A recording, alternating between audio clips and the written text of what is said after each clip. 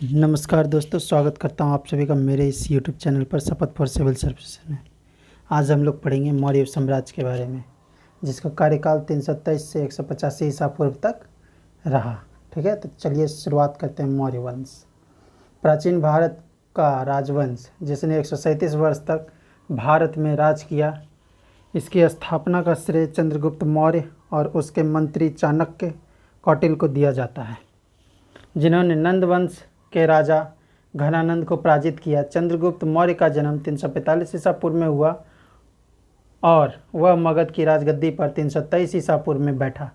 मौर्य साम्राज्य भारतवर्ष के पूर्व में मगध राज्य में गंगा नदी के मैदानों, आज का बिहार एवं बंगाल से शुरू हुआ और अपने चरम विस्तार के समय लगभग संपूर्ण भारतीय उपमहाद्वीप पर अपना प्रभुत्व कायम किया। इसकी राजधानी पाटलिपुत्र अब पटना शहर स्थित कुम्हरार थी, है ना।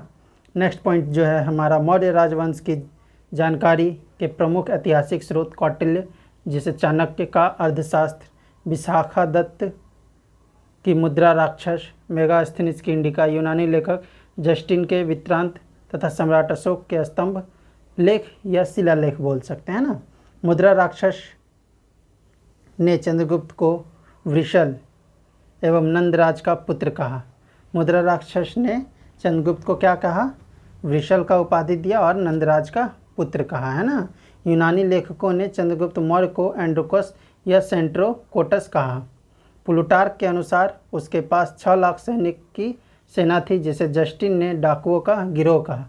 चंद्रगुप्त मौर्य को चंद्रगुप्त संज्ञा का प्राचीनतम अभिलेख साक्ष्य रुद्रामन के जूनागढ़ अभिलेख से मिलता है।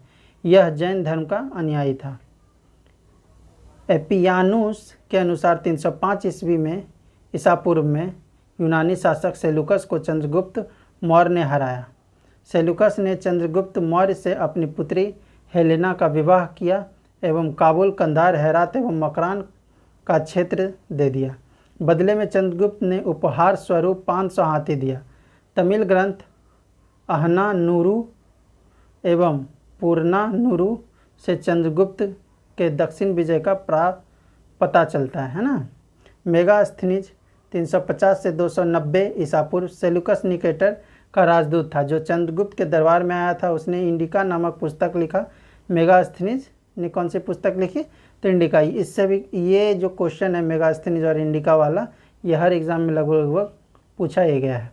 लेकिन स्ट्रैबो ने मेगास्थनीज के वृत्तांत को पूर्णतः अविश्वसनीय बताया है। मेगास्थनीज ने अपनी रचना इंडिका में मौर्य साम्राज्य का विवरण दिया है।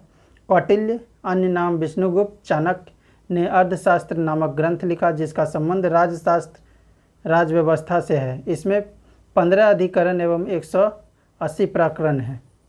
राजव्यवस्था जो था कौटिल्य ने जिसे लिखा था, ठीक है, उसमें कितने अधिकरण हैं? 15 अधिकरण। प्रकरण कितने हैं? 180। अर्थशास्त्र की प्रथम हस्तलिपि शाम शास्त्री ने 1904 में खोज निकाली तथा इसका अनुवाद किया। चंद्रगुप्त मौर्य ने जैन साधु भद्रबाहु से जैन धर्म की दीक्षा ली और श्रवणबेलगोला स्थित चंद्रगिरी पहाड़ी पर करीब 295 ईसा पूर्व में संलेखना द्वारा शरीर त्यागा। बिंदुसार, अब बिंदुसार के बारे में पढ़ेंगे। चंद्रगुप्त मौर्य का पुत्र बिंदुसार मौर्य साम्राज्य का अगला शासक बना, जो 298 ईसा पूर्व में मगध की राजगद्दी पर बैठा। जैन परंपराओं में बिंदुसार की माता का नाम दुर्धरा मिलता है ना। बिंदुसार को वायु पुराण में भद्रसार, जैन ग्रंथ में सिंसेन, यूनानी लेख अमित्रोचेडस एवं संस्कृत ग्रंथ में अमित्रघात कहा गया है। अमित्रघात अर्थात शत्रु विनाशक। दिव्यावदान, है ना, दिव्यावदान में बिंदुसार के समय में तक्षशिला में हुए 2 विद्रोह का वर्णन है, जिसे दबाने के लिए पहले अशोक को और बाद में सुसीम को भेजा गया। स्ट्रैबो के अनुसार यूनानी शासक एंटियोकस ने बिंदुसार के दरबार में डायमेकस नाम के राजदूत को भेजा। डायमेकस को मेगास्थनीज का उत्तराधिकारी माना जाता है। एथीनियस के अनुसार बिंदुसार ने सीरिया के शासक एंटियोकस से मदिरा, सूखे अंजीर एवं एक दार्शनिक भेजने की प्रार्थना की थी। पत्नी पत्नी बोल रहा हूँ सॉरी, प्लिनी के अनुसार मिस्र के राजा फिलाडेल्फस टॉलमी द्वितीय ने डायोनिसियस नाम के राजदूत को पाटलिपुत्र भेजा था। बिंदुसार आजीवक संप्रदाय का अनुयायी था। बौद्ध विद्वान तारानाथ ने बिंदुसार को 16 राज्यों का विजेता बताया। अब पढ़ेंगे हम लोग अशोक के बारे में। अशोक मौर्य राजवंश के चक्रवर्ती सम्राट अशोक ने अखंड भारत पर राज किया तथा उसका साम्राज्य उत्तर में हिंदू कुश की श्रेणियों से लेकर दक्षिण में मैसूर तक तथा पूर्व में बांग्लादेश से पश्चिम में अफगानिस्तान ईरान तक पहुंच गया था।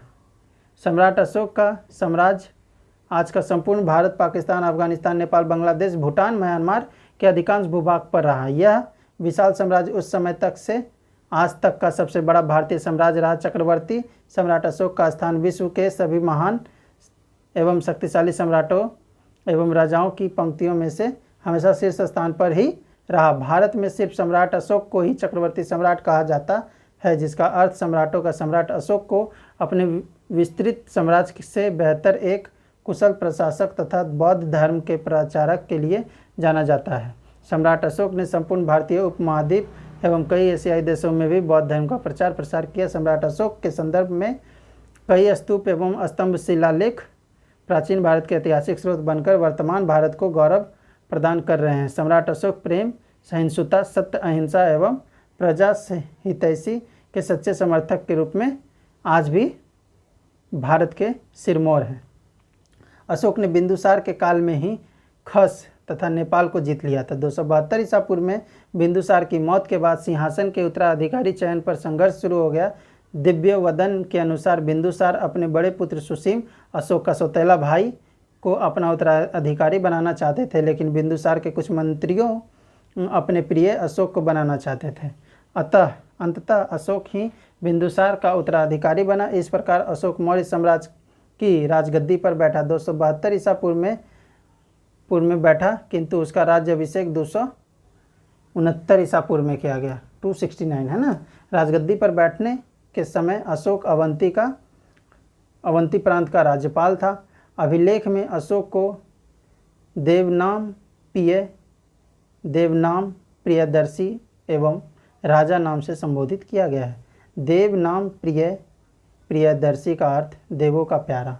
अशोक के नाम का उल्लेख उसके अभिलेखों गुर्जरा, मास्की, नेतुर, उदगोलम में मिलता है। पुराणों में उस अशोक वर्धन के नाम से संबोधित किया गया है। राजतरंगिणी के अनुसार अशोक ने कश्मीर में वितिस्ता झेलम नदी के किनारे श्रीनगर नामक नगर की स्थापना की। द्वितीय शिलालेख में अशोक अपनी दक्षिणी सीमा पर स्थित चोल, पांड्य,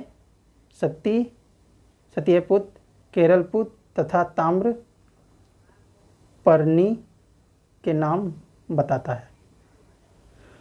नेक्स्ट हम लोग पढ़ेंगे बौद्ध धर्म के प्रचार के लिए अशोक ने पदाधिकारी का एक नवीन वर्ग बनाया, जिसे धम्म महामात्र कहा गया। अशोक ने यवन जातीय तुषा को कठियावाड़ प्रांत का राज्यपाल नियुक्त किया। लुम्बिनी नेपाल स्थित 13वें महाशिलालेख के अनुसार अशोक ने अपने अभिषेक के 8वें वर्ष लगभग 261 ईसा पूर्व में कलिंग उड़ीसा पर आक्रमण किया और कलिंग की राजधानी तोसली पर अधिकार कर लिया। तिब्बती जनश्रुति के अनुसार अशोक ने नेपाल में ललित पतन और उसकी पुत्री चारुमती ने देवपतन नामक नगर बसाया। राजतरंगिणी के अनुसार अशोक भगवान शिव का पूजा करता था। हवेनसांग के अनुसार अशोक को उपगुप्त नामक बौद्ध भिक्षु ने बौद्ध धर्म में दीक्षित किया। बराबर की पहाड़ियों में अशोक ने आजीविकों को रहने हेतु 4 गुफाओं का निर्माण करवाया, जिनका नाम कर्ण, चौपार, सुदामा एवं विश्व झोपड़ी था। भ्रावो शिलालेख में बौद्ध धर्म, बुद्ध, धम्म एवं संघ त्रिरत्न का वर्णन है। भ्रावो अभिलेख अशोक का सबसे लंबा स्तंभ लेख है। भ्रावो अभिलेख में अशोक ने अपने को मगध का राजा नाम से संबोधित किया। अशोक अपने राज्याभिषेक के 10वें वर्ष में धम्म यात्रा के अंतर्गत बौद्ध गया पहुंचा। स्तूपों का सर्वप्रथम उल्लेख ऋग्वेद में मिलता है। ये सब जो है दोस्तों ये दिया हुआ है अशोक स्तंभ के बारे में, जो सारनाथ अशोक स्तंभ है इसको देख लेना है ना, यहाँ से देख लेना है, जिसमें दिया हुआ है कैसे क्या हुआ है। गणतंत्र दिवस की सरकार जो है, गणतंत्र दिवस में जो है गणतंत्र भारत की सरकार ने इसे 26 जनवरी 1950 को राष्ट्रीय प्रतीक बना लिया था। 45 फुट लंबा है ये अशोक का लाट है, सारनाथ सिंह स्तंभ है, ये सब देख लेना है। जिसमें अशोक का जो चक्र है इसमें, उसमें 32 तिलियाँ हैं, और पशुओं में पशु जो है इसमें हाथी, घोड़ा, बैल तथा सिंह है, ये सब देख लेना। स्तूपों का निर्माण ईंटों से किया गया है। सांची स्तूप विदिशा एमपी, भरूत स्तंभ सतना एमपी, सारनाथ स्थित धर्म राजिका स्तूप का निर्माण अशोक ने ही करवाया है। अशोक ने राज्याभिषेक के 14वें वर्ष में कनकमुनी बौद्ध स्तूप की ऊंचाई दुगना करवाया। दिव्यावदान के अनुसार अशोक की मां का नाम शुभद्रांगी था। अशोक की पत्नी महादेवी कारुवाकी अभिलेख में वर्णित असंधिमित्रा एवं तिस्य रक्षिता थी। तो आज का क्लास यहीं पर समाप्त करते हैं। चैनल अच्छा लगे तो लाइक करें, सब्सक्राइब करें।